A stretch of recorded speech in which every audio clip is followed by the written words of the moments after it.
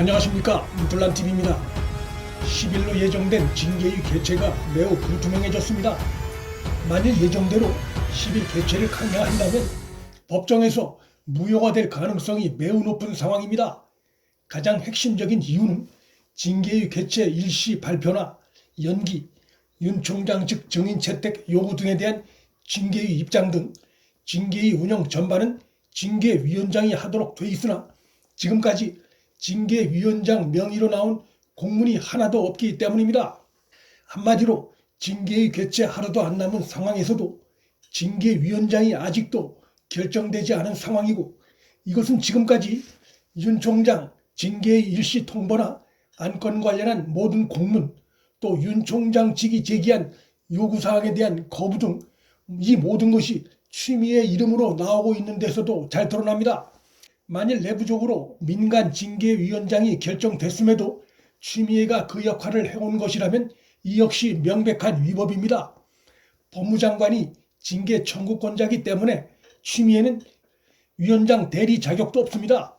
이로 인해 징계위원장이 아닌 장관 취미애가 심의 기일을 통지하는 출석 명령 자체가 검사징계법에 위반된다는 지적이 이어지고 있습니다.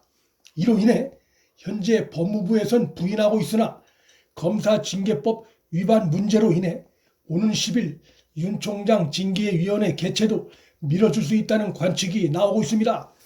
만일 그렇지 않고 징계위가 예정된 날짜에 강행될 경우 법적 근거 없이 열린 징계위여서 어떤 결론이 나오든 무효가 될 수밖에 없습니다. 절차의 공정성이 무너지면 그 위에 쌓아놓은 모든 것들은 허물어질 수밖에 없습니다. 징계위 개최 하루를 앞두고도 징계위원장이 누군지 공개되지 않는 것은 선뜻 징계위원장을 맡으려는 위원이 없어서이기 때문이란 분석도 가능합니다. 그러나 법무부에선 그 이유조차도 밝히지 않고 있습니다. 검사징계법 구조는 징계심의의 기일을 정하고 징계 혐의자의 출석을 명할 수 있도록 한 주체를 징계위원장으로 명확히 규정하고 있습니다.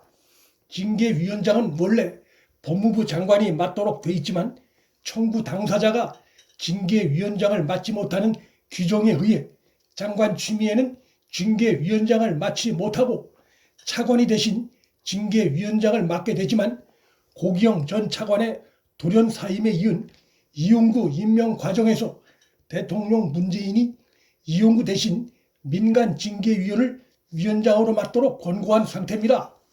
그럼에도 불구하고 이용구가 징계위원장을 맡기로 했다면 징계위 관련한 모든 공문을 그의 이름으로 내보냈어야 하는데 지금까지 이용구 이름으로 발표된 공문도 한 건이 없습니다.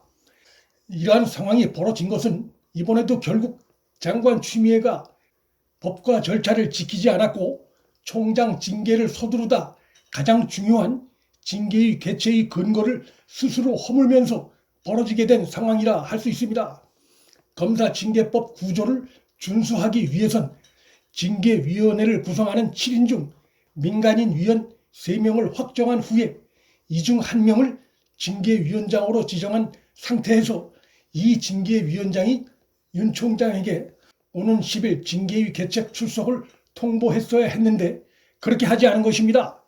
징계위원장도 아닌 장관 취미애가 지금까지 자신의 이름으로 법무부를 통해 심의 기일을 연기하고 출석 통지하고 감찰 기록 열람 등사 불허를 하고 이송인, 한동수, 정진웅 등 증인 채택 요구 거부 등을 발표했는데 이는 한마디로 재판장인 판사가 해야 할 일을 검사가 한 셈이어서 중대한 절차 무효에 해당합니다.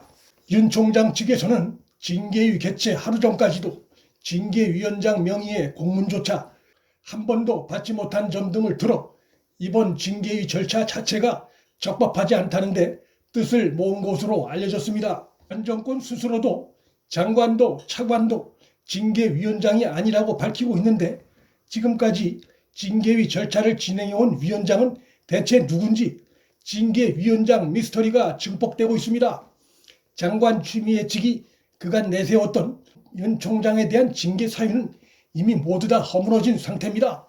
이른바 판사 문건에 대해선 전국 법관 대표회의가 정치적 중립을 준수하겠다며 수정안까지 포함해 모두 7건이나 안건이 올랐지만 모두 표결로 부결시켜 사실상 윤 총장의 압도적인 판정승으로 끝난 상태고, 장관 취임의직이 잇따른 감찰과 수사 과정에서 도리어 윤 총장의 통화 내역을 무단으로 공개하는 등 각종 위법을 저지른 정황이 드러났습니다. 또한 윤석열 검찰총장이 라임 사건에서 손을 떼도록 한 근거가 됐던 김봉현의 주장마저 추미애가 전격적으로 임명한 남부지검장이 지휘하는 수사에서 근거의 대부분이 허위 과장으로 드러나 직무 배제의 근거가 무너진 상태입니다. 여기에다 징계위원장 자격이 없는 추미애가 징계위원회 개최 일자를 지정하고 징계 대상자인 윤 총장에게 출석을 명함으로써 징계위가 열리기도 전에 검사 징계법 구조를 위반한 상황입니다. 징계위원장 부재 문제에 대한 지적이 확산되고 있지만 법무부나 추미애는 이에 대해 명확한 입장 표명을 하지 못하고 있습니다.